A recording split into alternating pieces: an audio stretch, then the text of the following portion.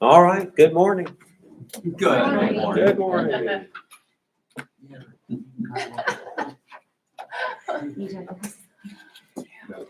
Now, if you can all draw your attention away from the breakfast spread we've got this morning, you're going to have to listen to me. Sorry, it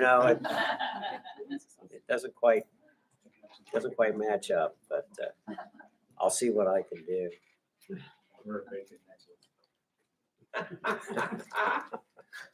Hold up pictures of bacon. Well, Mark was the first one to mention. I just made it up. Okay. Yes, sir. Smart enough not to say it out loud. Yeah. I didn't know how. Okay. Well, good. I think we all prefer this. I Yeah. saw the sign up. I saw what you signed up for. A casserole. Yeah. All right.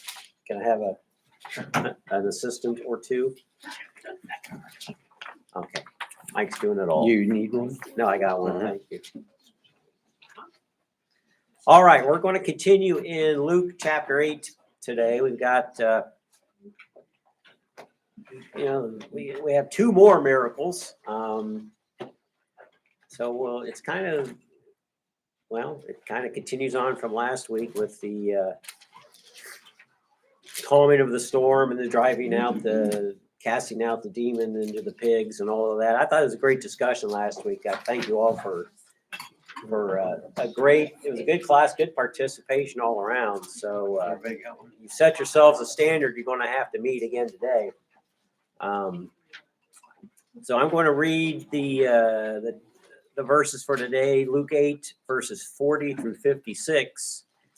And two fairly well-known miracles, but I think we can probably come up with maybe some new ways to look at this, or new ways that they relate to each other, or how they relate to us, what they tell us. So I will go ahead and read 40 through 56.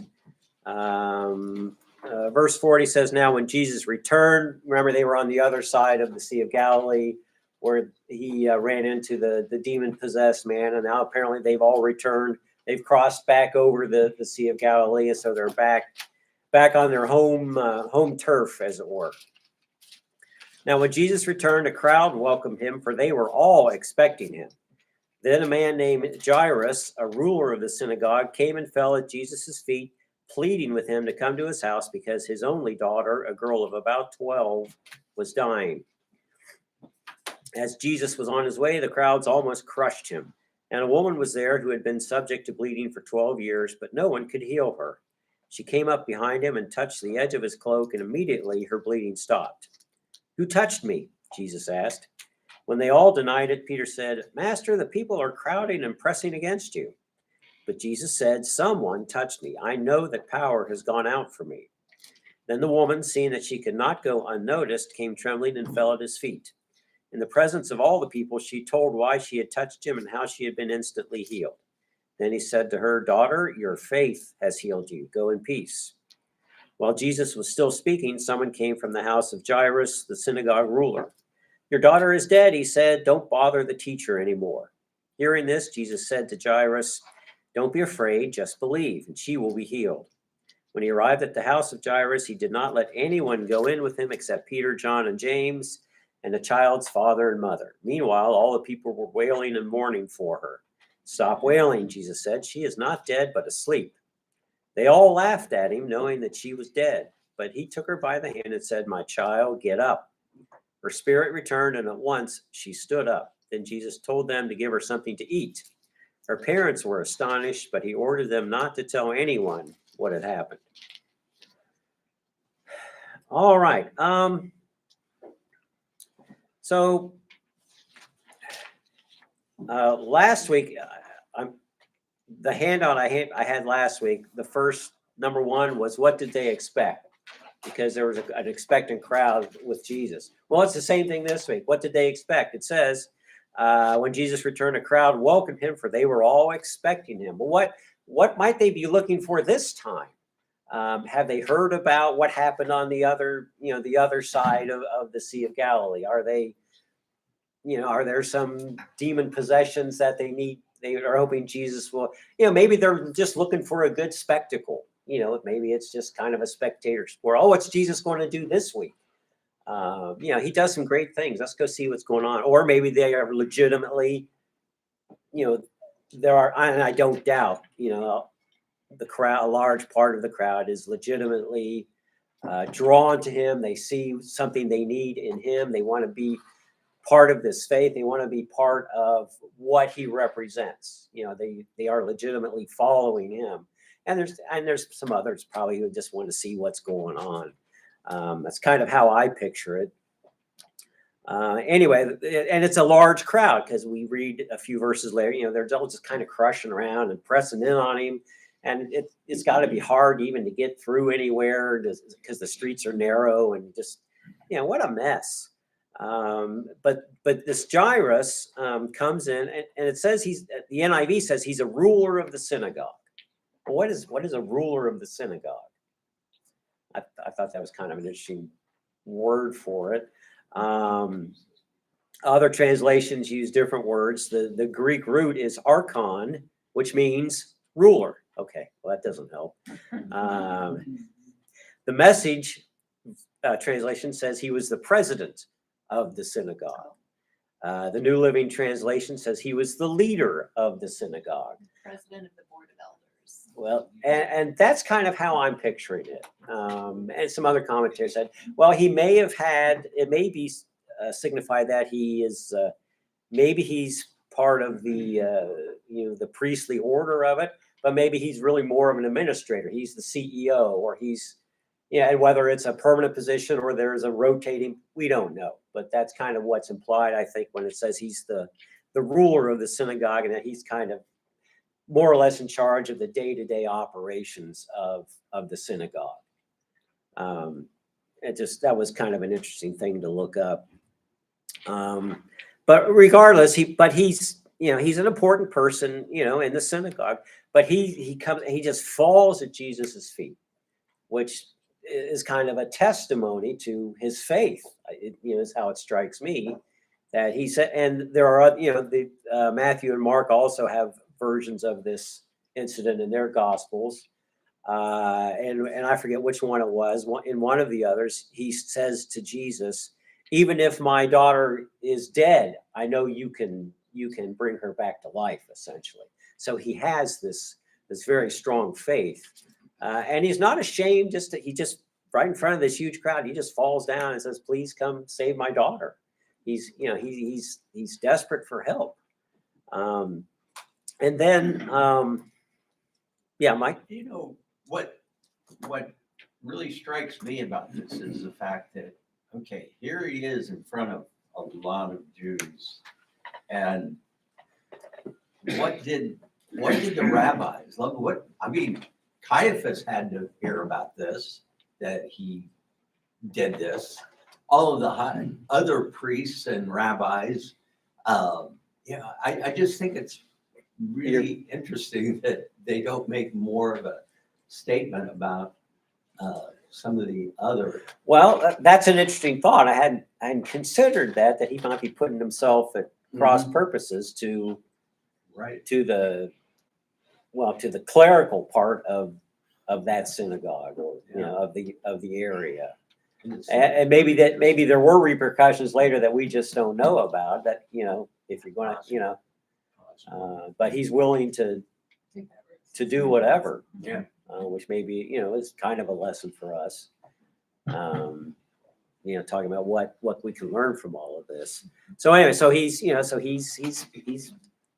asking for help, and then but in contrast to that, to him just coming out and just explicitly, just right in front of everybody, just falling down in front of Jesus, this woman who's been suffering for 12. It's interesting that his daughter was 12 and she's been bleeding for 12 years. And I don't, whether that's symbolic of anything or not, I don't know. It's an interesting coincidence, or maybe it's not a coincidence. I'm always fascinated by numbers in the Bible, and the number 12 is supposed to represent completeness. Mm-hmm. And so I'm like, how does that, Yeah. like, because the 12-year-old, 12 years, like, how is that a completeness? I don't know. It seems like it should mean Interesting. something, but I didn't really run across much discussion of this particular occurrence. So then this woman who's been had this problem for 12 years, she's trying, she's really trying to just sneak in and not draw any attention to, and that may be for a variety of reasons. For one thing, if she has, this health condition she has makes her unclean, in the Jewish faith. I think everybody assumes she's Jewish and she knows what Leviticus says about somebody with her condition.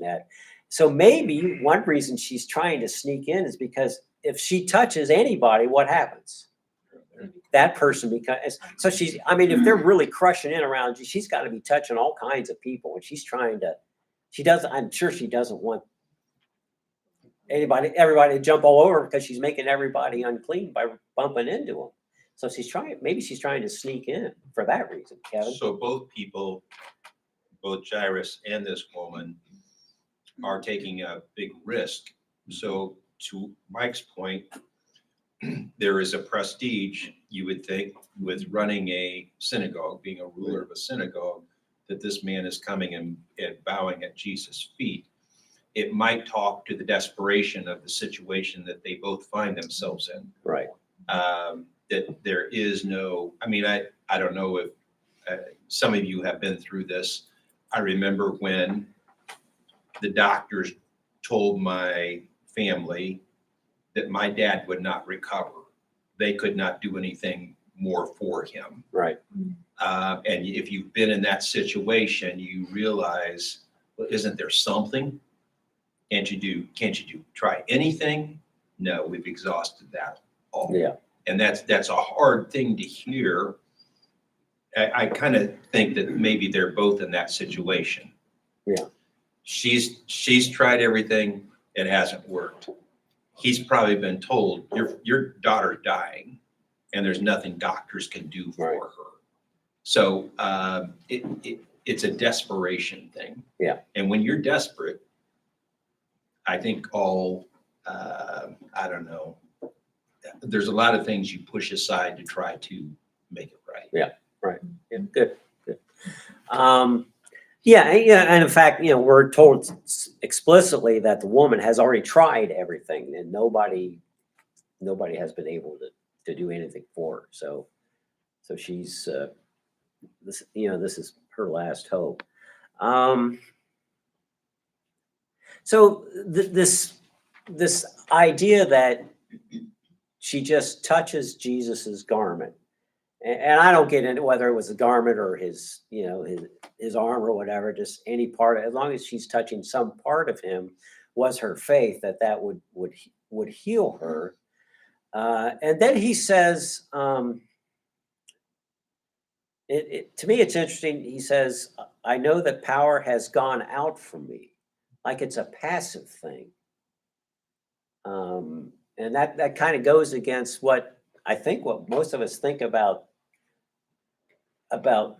Jesus, about being healed by Jesus, that we ask for healing, we ask for this, and it's a proactive response to our request.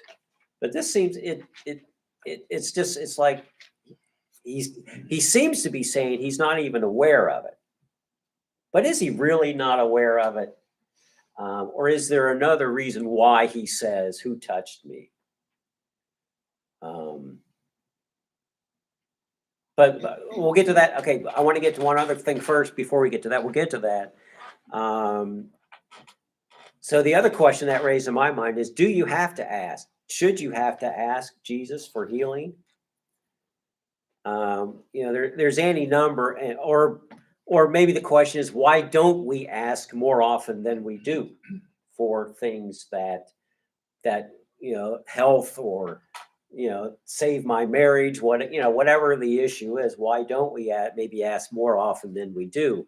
There's no shortage of verses about asking that you need to ask. Matthew 7:7, ask and it will be given to you, seek and you will find, knock and the door will be open to you. Matthew 21:22, if you believe, you will receive whatever you ask for in prayer. Philippians 4:6, do not be anxious about anything, but in every situation by prayer and petition, with thanksgiving, present your requests to God.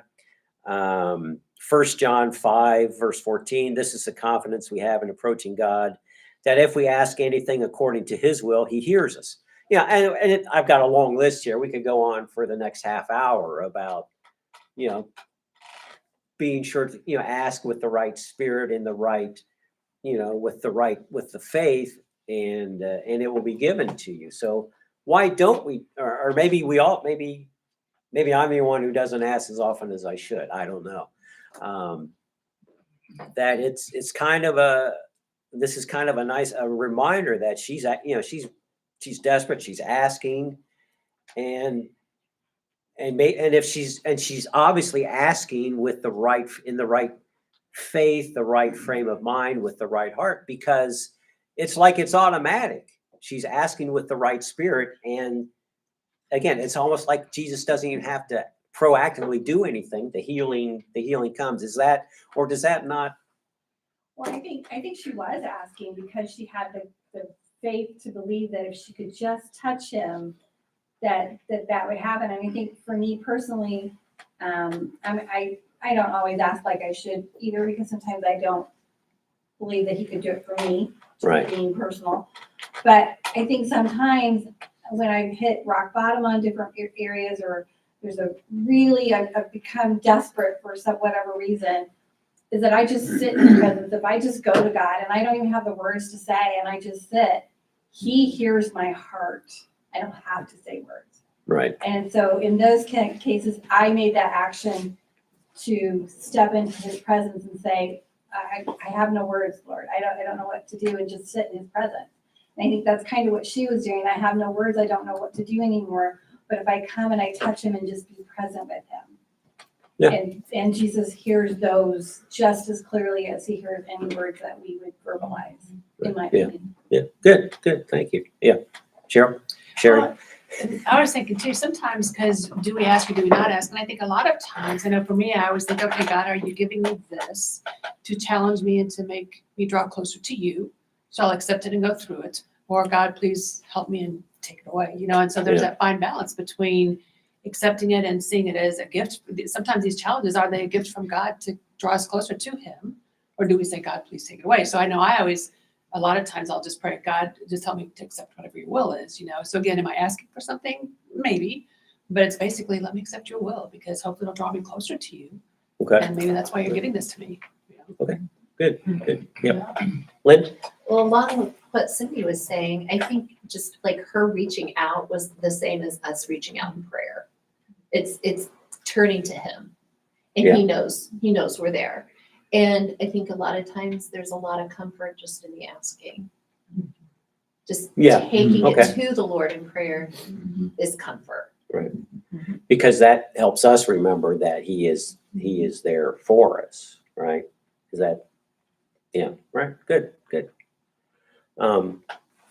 Heather? I like the question, why don't we ask more often than we do?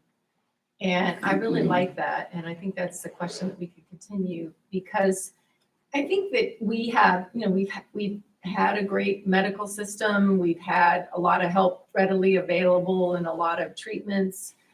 But even in, because I always feel like God can do things however he wants. He can heal through the medicines, through the treatments. He's able to do things instantly. He's able to whatever. But, it's going to him and just realizing, there's going to be times in our lives, like Kevin's kind of mentioning, there's nothing we can do. What? We're not used to hearing that. I think in our culture and our society, we've had treatments, we have a lot of hope in that there's always something.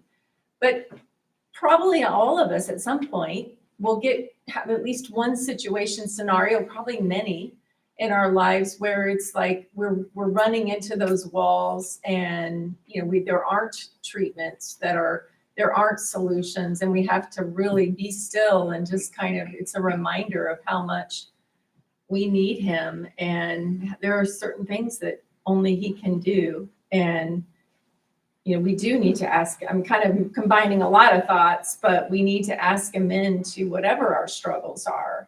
And the first, going there first, even if we're going to, we've got a doctor's appointment or we've got this and that planned, going to him first, because we need peace and comfort and wisdom, and asking him. So I really like that question. Why don't we ask more often than we do? Yeah, good, thank you. And that's kind of interesting in itself, and I'll get off on a little tangent here because I'm teaching today.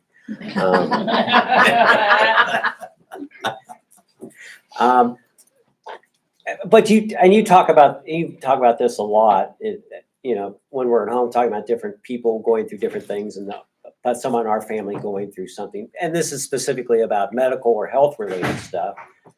Why don't we go, we go see the doctor, but do we also pray about it first as well?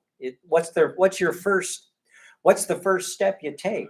Do you pray and then go to the doctor? Is that maybe a better way to do it?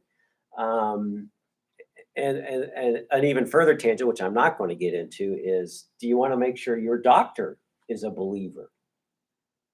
I'm in a one men's group I'm in. It has a couple of MDs in it, and they are both believers. And from some of the things they talk about, some of the interactions they have with their patients, I can't help but think that makes them better care providers. In that they're better able to see more of a holistic overall, what's important kind of thing here, Mike. But isn't that our challenge, is to place Jesus Christ as our number one, our center of our life, that we don't do anything without him? Yeah. I mean, it's human nature to think we can handle certain things. I'm like you, John. I fail to always go to Jesus before I make a decision about things. I just come out with my own thoughts, Right. without praying to Jesus. And I think that's a big part of it. I just read, actually in Matthew chapter 10, about the fact that Jesus says, if you love your mother, you cannot love your mother and father, or son or daughter, you're more than me. Right. That is That's a hard That's thing the to. bottom That's a hard line. thing to read. And I think that's what we're striving for in our lives, to make Jesus the whole center of our life. Yeah. Right. Yeah. So, Good. So, number 3, why did Jesus act? I think he knows who touched him. I think he's well aware of why and I don't think, again, the power went out of him, because even though he didn't really think about it, I think he knows he's fully in control of the situation. He knows everything that's going on, but he's asking for a reason. He does a lot of things that, to make a point, to advance, to say something. So, it seems to me, and, he's asking to draw. Is he asking to draw this woman out? She's trying to sneak in and do this surreptitiously. And he's trying to what? Is he trying to make a point to he's got this whole crowd around him? Because, Jairus hasn't been shy about just, dropping in front of him. Is he trying to get her kind of into the same point that, to admit that to prove that she has the faith, and to prove to the crowd that if you have that faith, you can be healed. If he just quietly whispers in her ear, says, "Hey, okay, you're healed. Go." That doesn't advance his ministry at all. That doesn't spread the word of who he is.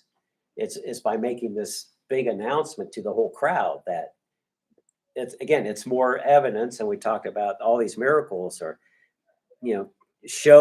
demonstrating his power over nature and, the spirit world and the natural world, and just his power over his authority over everything. This is all part of, is this not part of the same thing? That he shows that he can do this as well.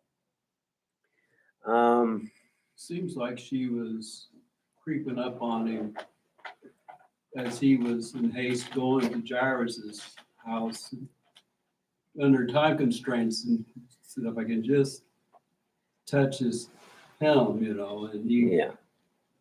but he wasn't going to let that slide by. He's going to acknowledge that virtue going out of him Right. and her healing. Right. It So, was for her probably, you so, are healed. Yeah. So what's Jairus thinking while this is going on? Ron. What are you doing? Huh? No, seriously, really? I was here first, Yeah, I do think this maybe the whole interchange goes two ways. Jesus is not in such a hurry. He is in a hurry, but he takes time to actually tell this woman, this is about your faith. Right. And you had the faith to come up and touch me because you believed in me. And I'm just going to take that and say, your faith is actually healed you. Yeah. I think that's a significant statement. He didn't say, although it's true, that the power within me to heal was available to you, so you've been healed. He really makes it about her, Right. your faith. But at the same time, you do have Jairus, who is in a life and death situation, and he makes him wait to talk to this woman. Yeah. And if I were Jairus, I would think, couldn't you circle back later, like in a day or two? Yeah. Find this woman and talk to her then and tell her her faith was great. Do you have to stop and do it right now? Yeah, I think we all can picture ourselves in that situation. Marcy? Well, I can see it from two different angles. Either the reason that he stopped could be because she was like, I don't want to be a bother. And he wanted to make sure that she knew he loved her and that the crowd knew that even though she'd been unclean for 12 years, either that or he knew that she had been trying to do everything in her own flesh and in her own power and hadn't been turning to God. And this was her actually saying, okay, God, I need you. So I'm not sure which No, side it was. I like that your comment about this is his way to show that he loves her and demonstrating it not just to her, but that he loves everybody, Right. that regardless of your situation. That's great. That's a great observation. Heather?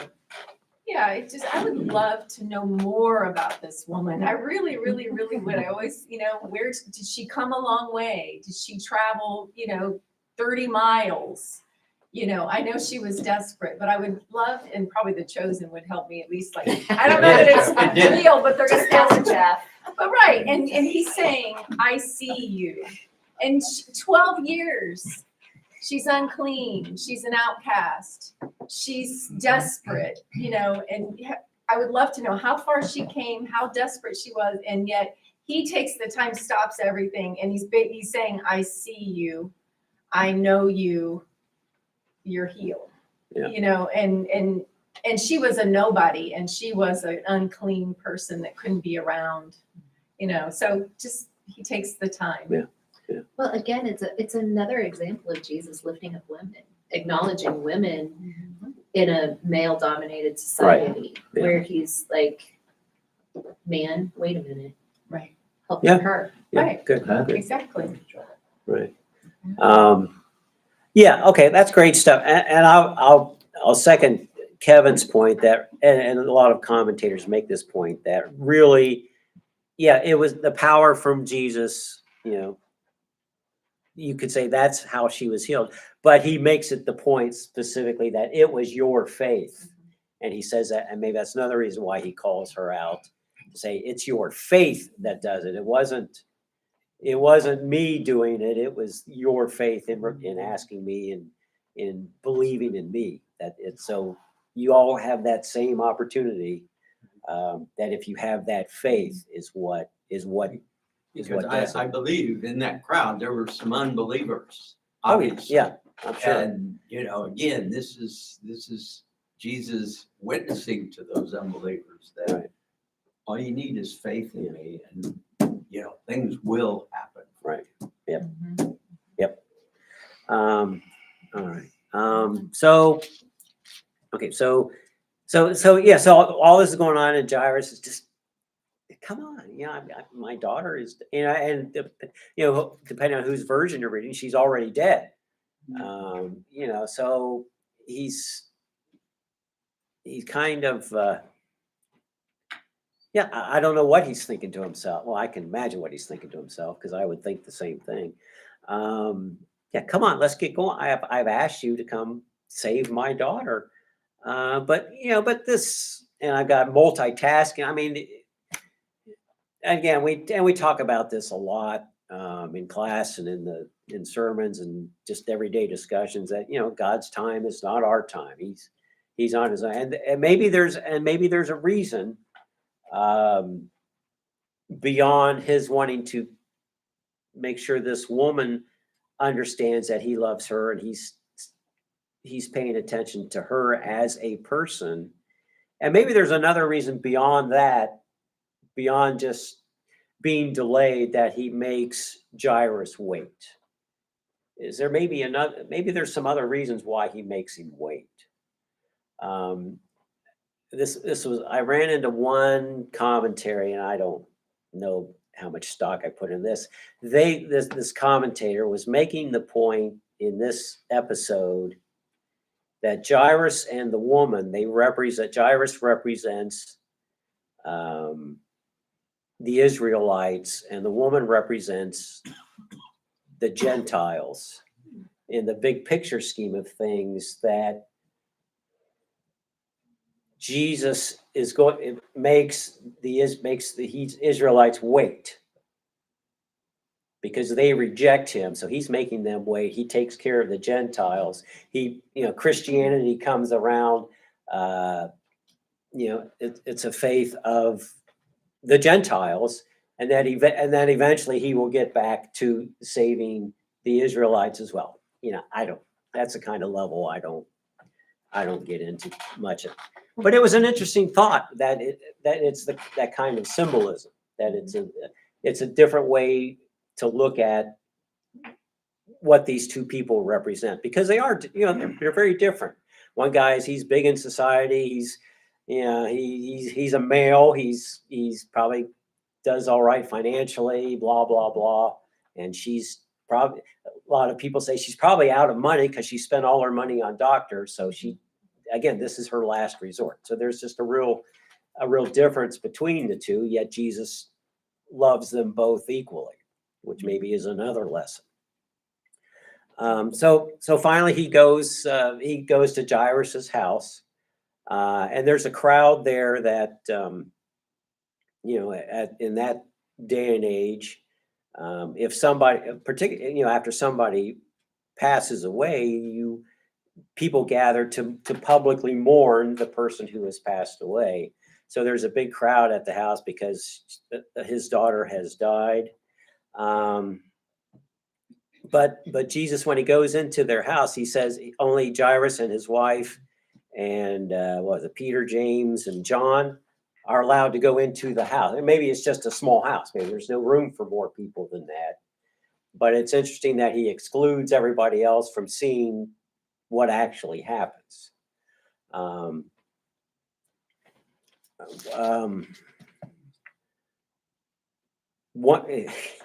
One comment said that, well, maybe Jesus took Peter, James, and John in with him because he was afraid what they might do with this unruly crowd while Jesus wasn't around.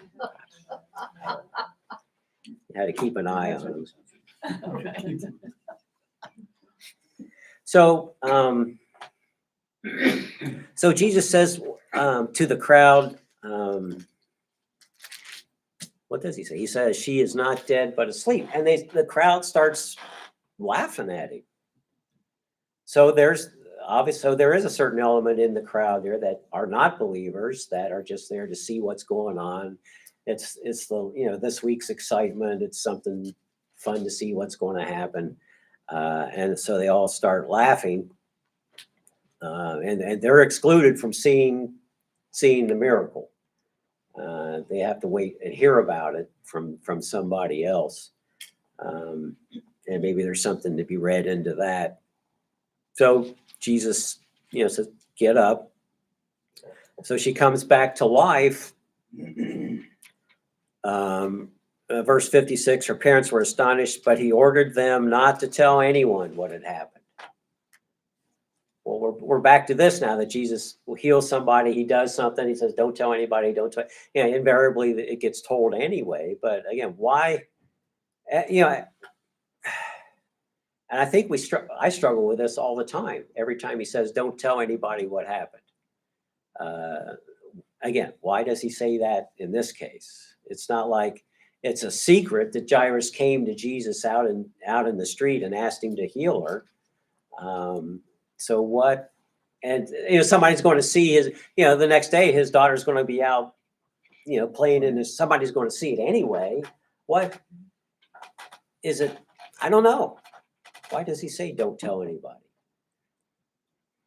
Lynn? Is it interesting though that the parents were astonished? Like Jairus went to get him Yeah. for a healing. And then this happens and they're astonished. Well, I'm not sure Jairus was anticipating that he was going to raise her from the dead. Yeah, maybe Well, and I while was she gonna- was still alive, maybe I they was were. gonna say, there are other instances where he has done that. I don't Right. know if those came before this and I don't know if those were, Right. how well known those situations were, but there were other people that have been raised from the dead. And so, I don't know, I just think it's interesting because it doesn't say that the woman was astonished. Like she had the faith Yeah. that healed her. Okay. Yeah. Well, And I think it's like, do we do that? Like, do we turn to Jesus for something and then he gives us something miraculous and we're astonished? Or are we like, there you go again. okay. Well, You got this. you can't, but somebody in your family is in terrible, terrible condition, is about to pass away. I'm not picking on you, No. but I understand. God forbid, one of your kids passes away, Jesus, and you say, I believe Jesus can bring my son back from the dead. But saying that and actually seeing it happen, I think you would be astonished. It seems to me you would be astonished just to see that kind of thing happen. Whether you believe, even if you believed it before it happened, I don't know how you could not be astonished to see somebody brought back from the dead. Yeah, Tim? I'm gonna go on a limb here. So, hopefully it doesn't break. To fulfill his prophecy, if he allowed more people to talk about it, maybe they would have not crucified him. And he had to fulfill that prophecy Okay. to Yeah. take the righteous place. The forgiveness of sins, the resurrection, all this other stuff may not have occurred. Because too many people would have said, look, this guy's He would have had too many people on his too side many people on his for the side authorities for- to. Yeah. Okay. Well, that's interesting. That's an interesting thought. That's great. I've got Nancy. Did you have your hand Well, up I just said first? he wanted that person to ponder it in their own heart, because I guess they had issues. Okay. Yeah. Could be. They had issues. Yeah. And now they have to ponder, So they have problems. Okay. They have to deal with it. Well, shouldn't we all be pondering things, in our life to that extent? Yeah. Sue and then Mark. Well, I was just reading a footnote in here, and it says that he knew the facts would speak for themselves as far as healing the young girl, and that he didn't want to be known as just a miracle worker, but wanted people to listen to his words. Instead of just, people lining up for healing. Okay. That makes sense. Yeah, right. Good. Okay, Mark? I'm gonna take the opposite side of what Tim said. And I find myself really disliking the crowd. There's these people who don't need to be there. They're jostling Jesus. They're keeping him from his task. They're keeping the woman from there. They're just there to kind of be voyeurs into the whole system, right? Okay. They're there with not necessarily a good, why are they there? You don't need to be there, right? Maybe he's gonna speak, maybe he's not. You just want to be close. And then I think Jesus knew that they were going to crucify him later. Those people were probably in the same crowd as the one that said crucify him. You don't get to see this miracle. That's what Jesus said. It wouldn't work anyway. Okay. I think he's keeping it from them because he knows they're going to be the ones that are I just don't like crowds, because people just, sometimes they're there for no good reason. And I think we're there the same way. Like when I'm scrolling through my social media, go, look what that guy did, right? Yeah. That's me in the crowd. Yeah. That's you in the crowd having that wrong attitude of why you even want to be there. Okay, good. Okay, Cindy, give us a third Give opinion. us the third hunter. No, kind of I've just been thinking about the whole crowd thingy too. If everybody was touching, he was being jostled and being touched, and why did one person get his power like that? Why wasn't everybody feeling his power? Because she came to Jesus with a different reason, kind of like Mark said.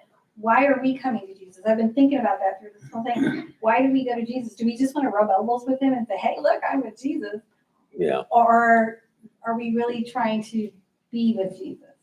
I think there's a difference. And I think that's what he was telling the crowd here. And they were like, well, the disciples were like, everybody's been touching you. And like, Jesus, no, you don't understand. She came with a purpose. She came with faith. Right. These others are just touching. And I think he wanted them to know that it was her faith that healed her. Are you saying that they wanted to get a Facebook selfie with Jesus? Exactly. I might have done it with painting. Yeah. Why wasn't his power, if his power could so easily go out of him to others, why wasn't this happening more often if he was always being touched by people? Maybe because their hearts weren't in the right place, and we need to me, it's saying, why do I go? Why do I come to church? Why do I study the word? Why do I pray? Why do I go to Jesus? Am I just trying to, hey, look at me, I'm a Christian? Or am I trying to really say, build on my faith, show me? I want to feel that zap from you. I don't want to just be jostled. Okay. Good. Yeah, and in fact, Mark's, some of the commentaries I read did make that point that Jesus specifically excluded other people from getting into the house because he knew they weren't there for the right reason. And so they weren't going to be they weren't going to be allowed to witness anything like that. It just wasn't, that's not why they were there. All right, good stuff. What else we got here?